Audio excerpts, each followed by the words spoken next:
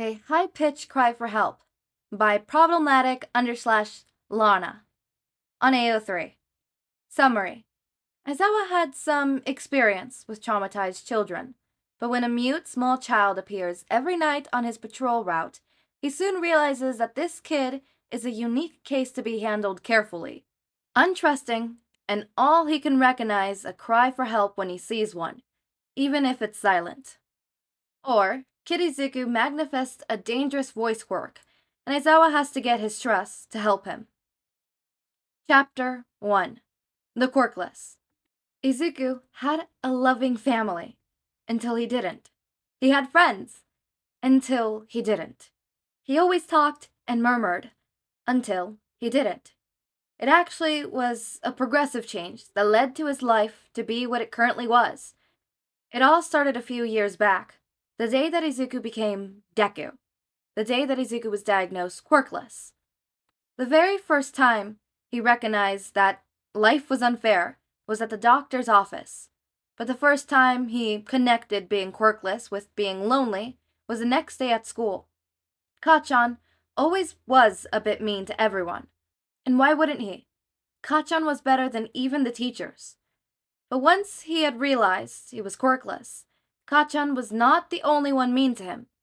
Kachan started encouraging everyone to be mean to him.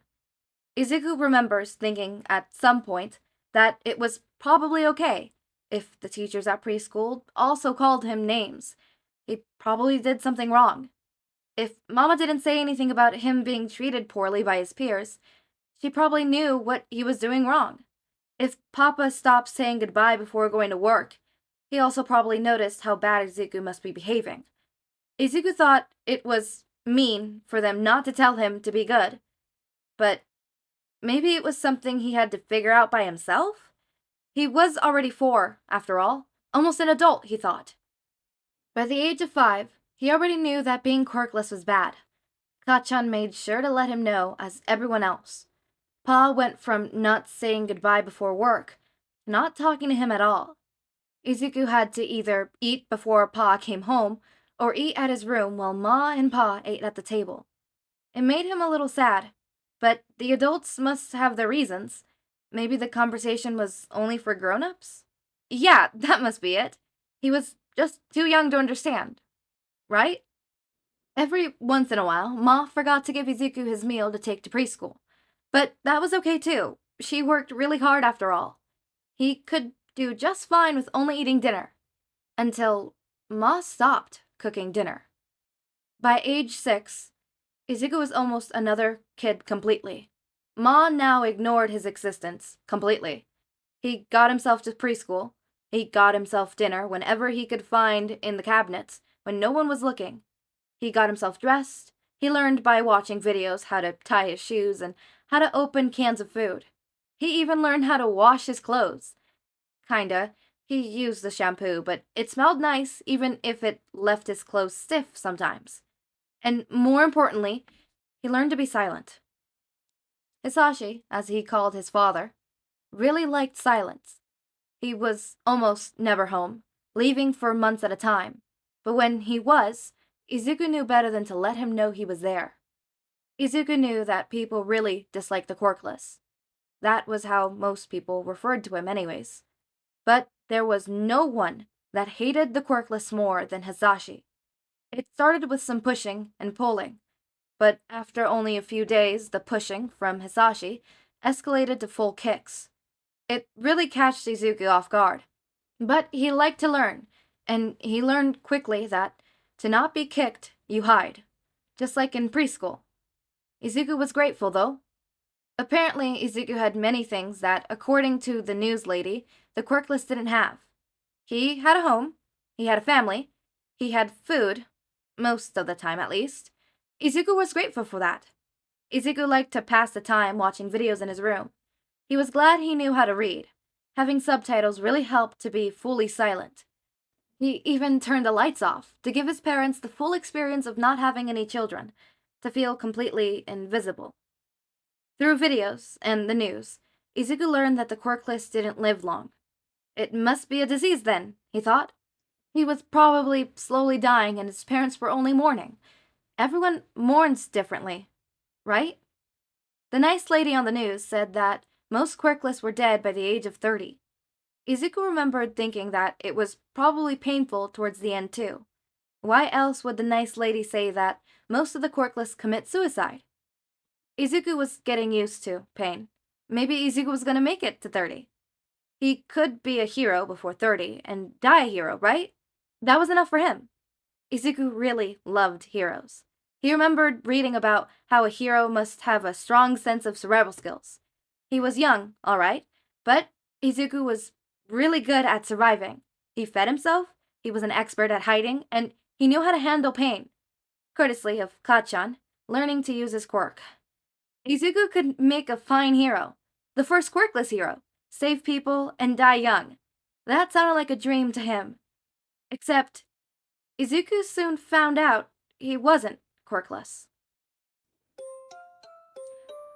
Okay. Wow. Oh my god.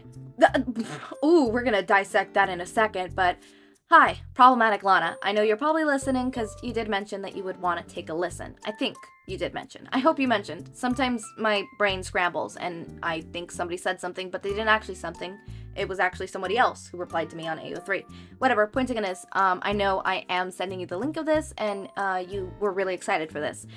At the end of all my videos, I do notes, so if you don't want to sit through your, me reading through your fanfic over, because, I don't know, you could always just go at the end of every video and just, listen to me talk about what happened in the video. Now let me get this straight. Let me get this straight in the actual video. Like, let me actually talk about the chapter, because, oh my god, I have a lot to dissect. As someone who really likes psychology, I can tell you right now, there is a reason why Izuku is blaming himself instead of blaming everybody around him.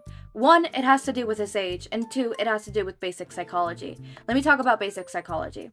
This is one of the reasons many people who are in abusive situations don't leave, or don't even think of leaving, or don't even think something is wrong. Why? Because it's really hard to accept that somebody you love, somebody you trusted, isn't good.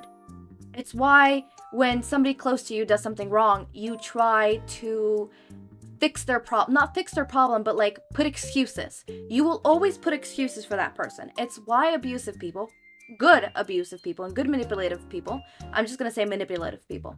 Good manipulative people will gain your trust and gain your love and love bomb you. Because then you feel, oh, I love this person loves me, whether it be platonic, romantic, familiar, familiar as in like family.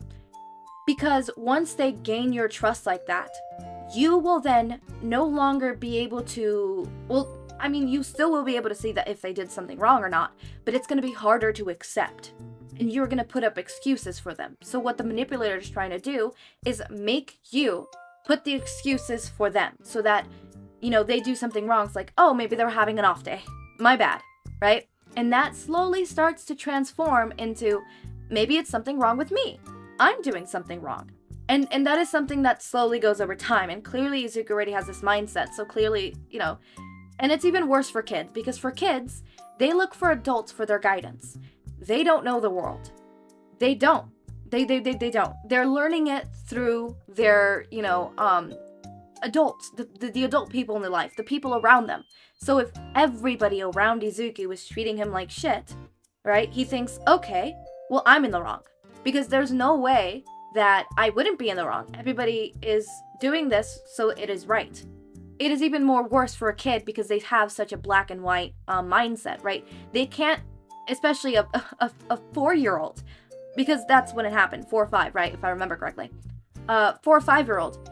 They don't start thinking about complex stuff like gray in a situation, right? For example, everybody's in the wrong, you're the one in the right, because what they're doing is wrong, even though they're doing it in a group, right? They can't understand complex things like that. Or don't get me wrong, there is some that don't necessarily, like, can comprehend that, but normally that type of comprehension comes around the age of 10, right? 8, 10, around there is when they start having those complex thoughts of like, maybe there's more than, maybe there's more to morals than black and white, more than just good and bad. There's an in-between. There's a, well, you know, And kids don't have that, so they think, all right, everybody's doing it, therefore it's good. There is no way it could be not good because everyone's doing it, so it's good, right? They have such a narrow view, which isn't on them, right? It isn't on Izuku. It's just how kids are. Their minds are still developing, right? And they won't stop developing till the age of 25, right? That goes for you guys too, right? If you're below 25, I'm sorry to break it to you, your brain is not done developing and it's not done processing and stuff like that. So it breaks my heart to see that he is, it's even worse because he's a little kid and he's getting conditioned to do this, which at such a young age, conditioning to do that, it will set him up for life to the point where it's gonna fuck him up. It really is. It's why when children come from neglected homes or abusive homes or have a manipulator in their life and stuff like that, they go through it for a while and they have to go through therapy to unwrite all that coding, I guess, is what I could say, that is haywired in their brain. It's embedded in their brain, and it's a slow process. It's like you get a tattoo. You could wait for it to naturally go away and fade. It's never gonna fade, but it's gonna go to a point where, maybe you won't see it anymore, or like a scar or something, right? No, not tattoos. So they'll stay there, but it'll fade, right? It'll fade. And you'll be able to look past it, and see a little bit of your skin. Or you could go the long, tedious, and expensive process of laser removal, right? But again, it won't be just one session. It'll be multiple sessions, and it'll be a hassle, and it will be painful. Therapy. Izuku's getting neglected here very deeply, and I love how, I'm gonna say Lana, the author, Lana, portrayed it. It is slow. Because yeah, it would probably be slow, especially for loving parents. It would be slow. It wouldn't be from one day and night. People don't just change from day to night. That doesn't happen. Except with like Hisashi, because there's already that preconceived, like he hates quirkless people. But it makes sense with Inko, especially since he really, really loves Izuku. And it makes sense. Alright, as I said, habits. It's gonna be a die-hard habit. These notes are ending up being as long as the chapter itself. And on the last note, Izuku's not quirkless. And yeah. This I'm really excited for this podfic. The second I got permission for it, I was so happy. I was so excited. I am super excited to be doing this. I read the summary and I read all the tags, and it really hooked me. And if I'm being honest, if you wouldn't have replied soon enough, I would have read it on myself and then just waited for the reply, which is what I sometimes do. Or I'm starting to do, because there's some that I'm probably never gonna get replied from, which are ones that are like, posted in 2008, but I'm happy that you replied to this one and that I'm able to do this one, because this seems like a really, really interesting story, and you seem to be doing really, really good with the base of the story. I can tell that this is a chapter to set the base and foundation for Izuku's background, which you did a wonderful job at it. I really love your type of narration. It's really good. I try to portray Izuku's narrative with moments being like happy, cheerful, when I really shouldn't be saying happy, cheerful stuff like, oh, maybe I just did something wrong, or maybe I'll die. I'll die a hero, right? Which, it's sad and it breaks my heart, because like, I'm pretty sure kids at 6 they're starting to understand what death is, but even then they're not like fully comprehending the concept of death. So it's my heart aches for Izuku.